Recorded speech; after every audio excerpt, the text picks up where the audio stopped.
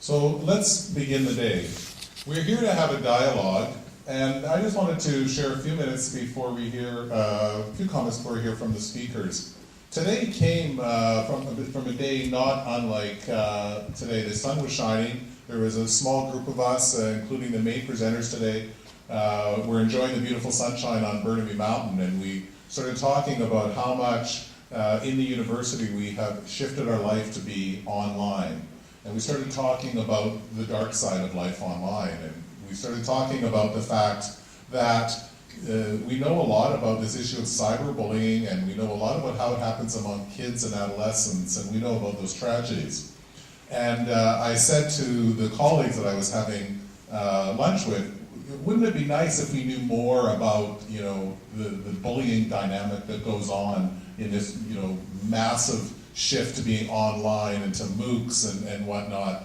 And Dr. Cassidy looked over at me and said, "We do." She said, "We do know about it. That's our research." So we started talking about, so what do we do with that research? What do we do when there's an emerging issue like cyberbullying? What do we do when in the place that we live and we spend such a huge part of our lives, we know we're moving our lives online. We know there's a dark side to being online. We know cyberbullying happens. And we know that all of us are unsure about what we actually do. So we've got knowledge, we've got research, we've got a challenge, and we've got an emerging issue. And luckily at SFU, we've also got a very supportive community for dialogue, and we've got this facility. So by the end of lunch and the third glass of wine, we thought the best thing to do would be to bring everyone together. And we thought, what if we started a process in which we put dialogue at the center of the process of how research happens, how research informs policy, how research can help shape and change practice and behaviors of all of us who live our lives in the university. What if we could be involved in an ongoing cycle of dialogue to understand emerging issues and shape emerging issues early, so that we can shift the landscape from one in which policy becomes reaction to crisis, to one in which policy becomes a proactive, engaged, dialogic process to understanding and response.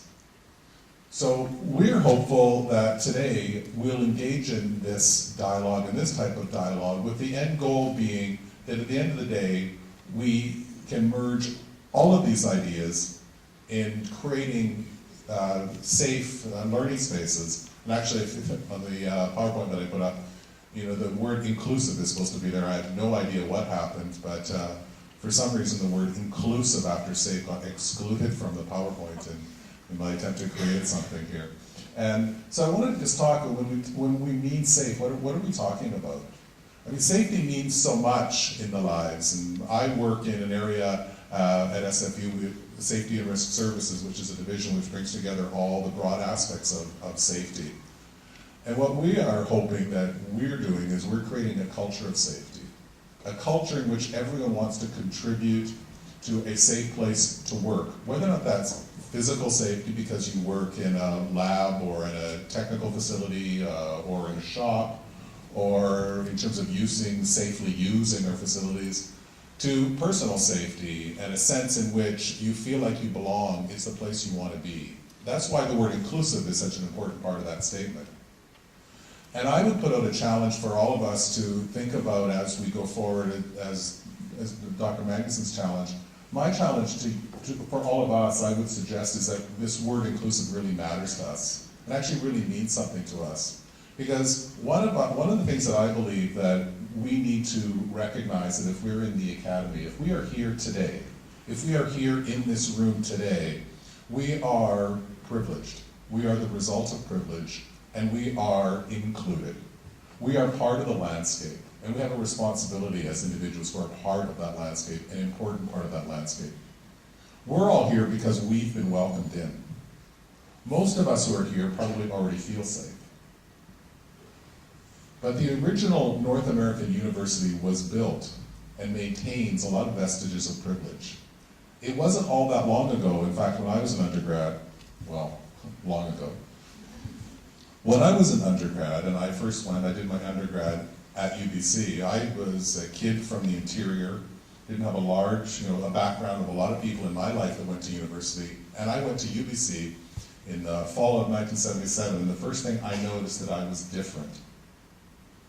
The people had a whole different set of experiences than I did. I was very lucky. I was included and felt included very early on. But when Dr. Magnus and I were reflecting on this the other day, I recalled that when I first went there and I recognized the people that lived in residence with me as a young 18-year-old undergrad, the students who were most likely like me and came from non-academic backgrounds didn't always make it. In fact, they mostly didn't make it as undergrad students because they didn't feel included in this place of privilege. And they chose, in one way or another, not to stay. And they went off and they probably built great careers, probably all of them make tons more money than I do, I'm sure, but they weren't included. And so I would say we all have to remember we're here and we're privileged and we're included. So we always have to be thinking about who are those people in whatever role we play in the university around us who may be here that don't feel a part of the landscape, who don't feel the university is a place for them. The reason why that's important is because it is when people feel excluded from places that they're most likely to be both victims and perpetrators of those things which compromise safety. That's not to say exclusion leads to violence, but when people are not included, they feel more vulnerable. So let's take up a challenge, if we can, to remember that the first and best thing we can do is to actually jump to the third part of the circle, which is practice. And just think that the first and best thing that we can all do is reflect on what we do, who we are, how we do our work, in a commitment to making safe, inclusive learning spaces. We've struck in this dialogue process and we'll continue to move on it down the quickly and set some of the logistical issues as we go forward. First of all, we've got 4 broad goals for the day, and after this slide, every slide that's up there is in your package, but these are just the day setting slides. So our goals are to engage academic staff, administrators, a whole group of policymakers and practitioners in better understanding an emerging issue that we'll need to respond more to and more comprehensively in the future. We want to develop a process and processes based on research and dialogue that can be replicated on other important issues down the road. In other words, we hope this to be the first of many. We want to highlight and model best practices in university collaboration, and we want to increase the profile of key applied research taking place at our university and in other institutions.